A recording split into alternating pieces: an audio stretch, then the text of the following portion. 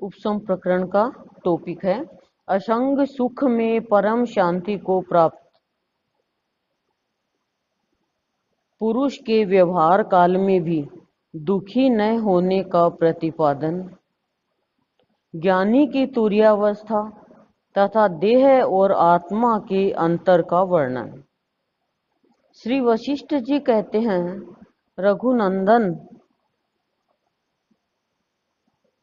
जो संसार में राग के अत्यंत अभाव से उत्पन्न निर्विशेष आनंद के अभ्यास में संलग्न है और जिनके अंतःकरण अत्यंत विशाल है, वे जीवन मुक्त महापुरुष चाहे व्यवहार करें, पर वे सदा सर्वदा भय और शोक से रहित होकर ही स्थित रहते हैं। जिसका अंतःकरण दृश्य चिंतन से रहित केवल नित्य चेतन परमात्मा का ही अवलंबन करने वाला तथा संपूर्ण चिंता ज्वरों से मुक्त है, उस महात्मा पुरुष के सत्संग से मनुष्य वैसे ही विशुद्ध हो जाते हैं जैसे निर्मली से जल शुद्ध हो जाता है। परमात्मा के स्वरूप में निमग्न रहने वाला वह तत्ववेता पुरुष क्रियाशील होते हुए भी अपने स्वरूप में नित्य स्थित रहता है। जैसे चिकने स्फटिक मणि पर वास्तव में किसी भी रंग से रंग नहीं चढ़ता, वैसे ही परमात्म स्वरूप को प्राप्त तत्ववेता का अंतःकरण सुख दुख की प्राप्ति होने पर विकारवान नहीं होता।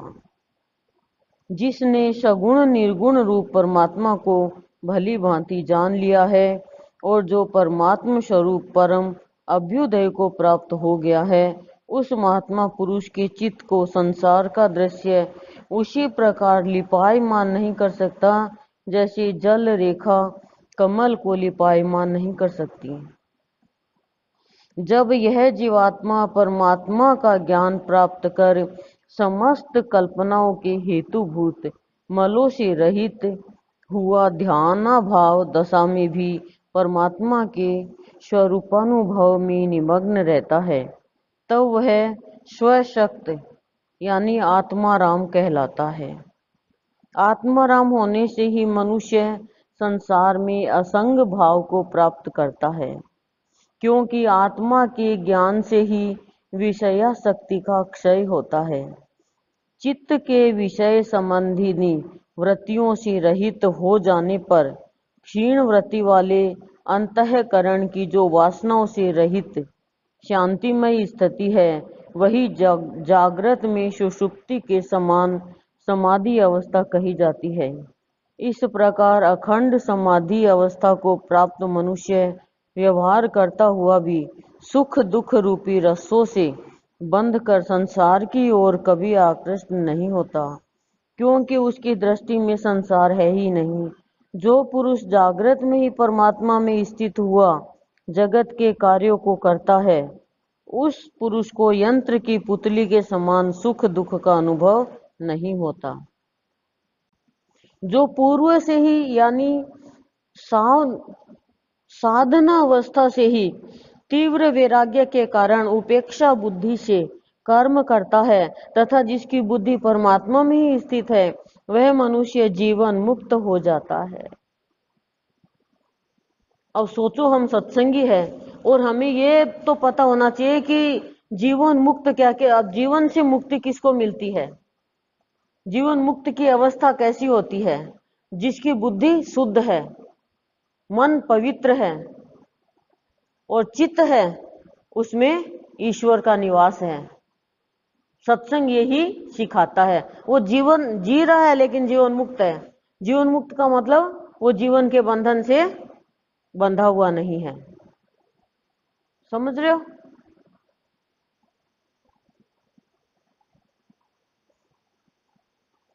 और जब जीवन मुक्त हो जाता है तो फिर वह उन कर्मों के फलों से नहीं बंधता।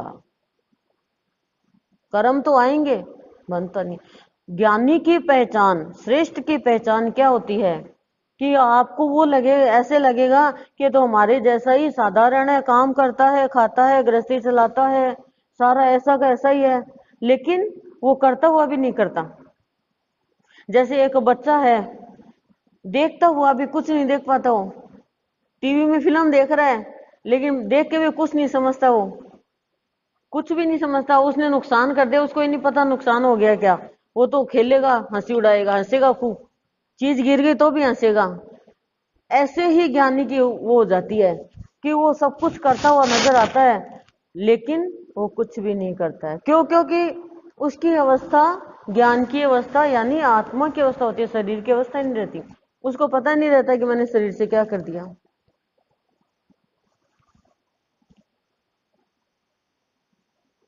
विवेकशील साधक को कर्मों का अनुष्ठान या परित्याग कुछ भी अच्छा नहीं लगता। कितनी अच्छी बात बताई है। गुरुदेव का विशेष ज्ञान नहीं है हमारे कि वे महात्मा तो जिस समय जो कुछ प्राप्त हो जाता है तदनुसार न्याय युक्त जीवन यापन करते हुए स्थित रहते हैं। सांसारिक विषयों के संबंध से रहित सच्चिदानंद घन परमात्म पद में भली भांति स्थित परमात्म प्राप्त पुरुष जो जो कर्म करता है उसमें वस्तुतः उसका कर्तापन नहीं रहता, कर्तापन नहीं रहता। समाधि रूप सुषुप्ति स्थिति अभ्यास योग से जब दृढ़ हो जाती है तब तत्वज्ञ महात्माओं के द्वारा वह तुरीय स्थिति कही जाती है, यानी मुक्त स्थिति, जिसके अंतःकरण से समस्त विकार विनष्ट हो चुके हैं और जिसके मन का अत्यंत अभाव सा हो गया है, वह ज्ञानी महानुभाव विशुद्ध आनंदमय हो जाता है। उपर्युक्त अखंड समाधि में स्थित रहने वाला ज्ञानी अतिशय प्रसन्नता से परिपूर्ण और परम आनंद में निमग्न हुआ इस जगत के व्यवहार को सदा लीला की ज्यों देखता रहता है। श्री राम, जिसके शोक भय एवं सांसारिक क्लेश सदा के लिए निवृत्त हो गए हैं तथा जो संसार रूपी भ्रम से रहित है, वह तुरीय अवस्था में सदा सर्वदा स्थित आत्मज्ञानी फिर इस संसार चक्र में कभी नहीं गिरता।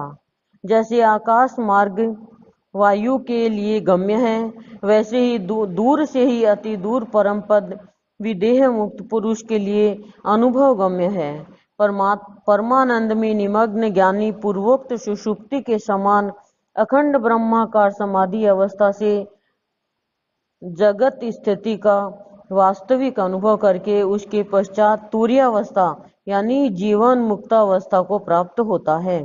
रघुकुल तिलक जिस प्रकार तुरीयातीत पद का ज्ञान रखने वाले आत्म तत्व ज्ञानी महात्मा तुरीयातीत पद में स्थित रहते हैं, उसी प्रकार तुम भी सुख दुखादि द्वंद्वों से रहित हो उस परम पद में स्थित रहो। चाहे देह नष्ट हो जाए, चाहे वह नष्ट न हो यानी स्थिर रहे, उससे तुमको क्या प्रयोजन है। तुम तो केवल आत्मज्ञान में ही स्थित रहो। यह देह जैसा है वैसा भले ही बना रहे।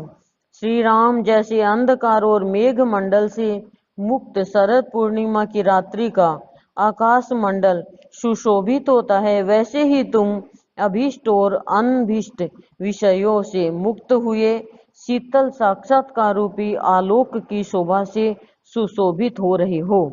रघुनंदन, इस संसार में देश काल और वस्तु के परिच्छेद से शून्य एक विशुद्ध चेतन आत्मा ही है, उसके सिवा अन्य कुछ नहीं है।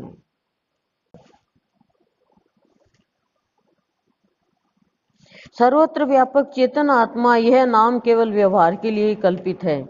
वास्तव में नाम रूप आदि भेद तो इस चेतन से अत्यंत दूर ही है, अर्थात यह चेतन आत्मा नाम रूप आदि उपाधि से रहित है। जैसे समुद्र जल स्वरूप ही है, उससे भिन्न तरंग आदि कुछ भी नहीं है, वैसे ही यह सब जगत आत्मस्वरूप है। उससे भिन्न पृथ्वी जल आदि कुछ भी नहीं है। जैसे छाया और धूप का तथा प्रकाश और अंधकार का परस्पर संबंध नहीं हो सकता, वैसे ही शरीर और आत्मा का भी परस्पर संबंध नहीं हो सकता। श्री राम, जैसे सदा परस्पर विरुद्ध रहने वाले शीत और उष्ण का एक दूसरे से संबंध नहीं हो सकता, वैसे ही देह और आत्मा का भी एक दूसरे से कभी संबंध नहीं हो सकता। जैसे मरुभूमि में सूर्य की किरणों से प्रतीत हुआ जल किरणों के यथार्थ ज्ञान से विनष्ट हो जाता है, वैसे ही यह ज्ञान जनित यह देह और आत्मा का परस्पर संबंध भ्रम भी आत्म तत्व के साक्षात्कार से विनष्ट हो जाता है। वह चेतन आत्मा शुद्ध, अविनाशी, स्व प्रकाश एवं संपूर्ण विकारों से रहित है और देह विनाशशील, अनित्य और मल रूप विकार से युक्त है। ऐसी स्थिति में अत्यंत अंतर होने के कारण आत्मा का शरीर के साथ संबंध कैसे हो सकता है? प्राण वायु से बलवान होकर ही शरीर स्पंद को प्राप्त करता है, इसलिए आत्मा के साथ किंचित भी शरीर का संबंध नहीं है। श्रेष्ठ बुद्धि से संपन्न श्री राम जब द्वैत को मानने पर भी आत्मा के साथ पूर्वोक्त प्रणाली से देहादि का संबंध नहीं हो सकता, तब द्वैत की सिद्धि में तो इस प्रकार संबंध की कल्पना ही कैसे हो सकती है? जैसे परस्पर अत्यंत विरुद्ध प्रकाश और अंधकार का एक दूसरे से संबंध और सादृश्य नहीं हो सकता, वैसे ही परस्पर अत्यंत विरुद्ध आत्मा और शरीर का भी एक दूसरे से संबंध और सादृश्य नहीं हो सकता। जैसे शीत और उष्ण की एकता कहीं दिखलाई नहीं पड़ती, वैसे ही क्रम से जड़ और चेतन स्वरूप देह और आत्मा का भी संयोग नहीं हो सकता। यह देह प्राण वायु से ही चलता है, उसी से उसका गमनागमन होता है एवं देह की नाड़ियों में संचार करने वाले प्राण वायु से ही शब्द होता है। जिस प्रकार छिद्र युक्त बांसों से वायु के गमनागमन से शब्द उत्पन्न होते हैं, उसी प्रकार शरीर के कंठ रूप छिद्र से निकले हुए प्राण वायु से जब कंठ, तालु आदि स्थानों में जीव्य आदि के द्वारा अभिघात से स्वर निकाले जाते हैं, तब कवर्ग, चवर्ग, टवर्ग, तवर्ग आदि शब्द प्रकट होते हैं। यह बात प्रत्यक्ष सिद्ध है। शरीर रूपी स्थान को छोड़कर जहाँ चित्त रूपी पक्षी अपनी वासना के अनुसार जाता है, वहीं पर विचार करने पर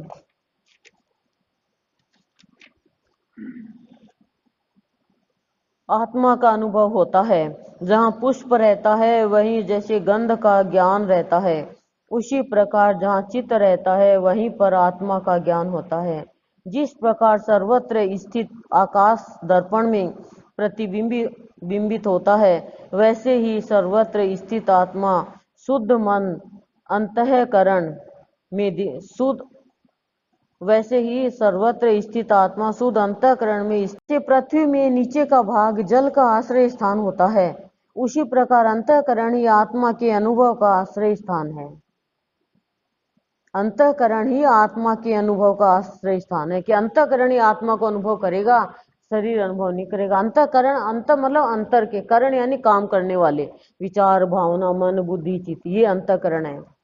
महान बुद्धि वाले पुरुष कहते हैं कि संसार की उत्पत्ति में अविचार, अज्ञान और मूर्खता ही सारभूत है और यही अंतःकरण की उत्पत्ति में हेतु है। रघुनंदन, जैसे प्रज्वलित दीपक से अंधकार का तत्क्षण ही नाश हो जाता है, वैसे नित्य सिद्ध आत्मा के यथार्थ ज्ञान से ही चित्त का तत्क्षण नाश हो जाता है।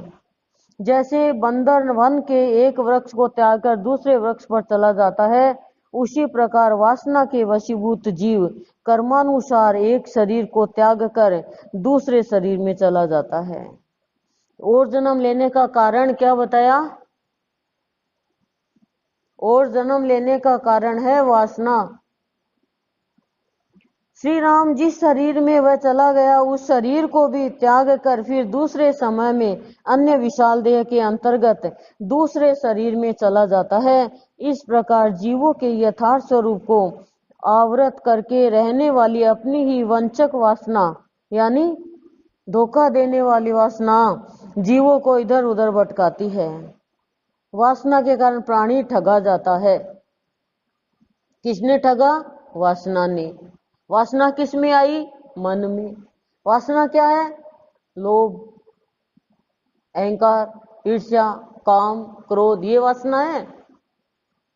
श्री राम वासना रूपी रज्जु में बंधे हुए जीव पहले से ही जीर्ण तो है ही, फिर भी वे पर्वतुल्य जड़ शरीरों में अत्यंत दुख पूर्वक आयु क्षीण कर रहे हैं।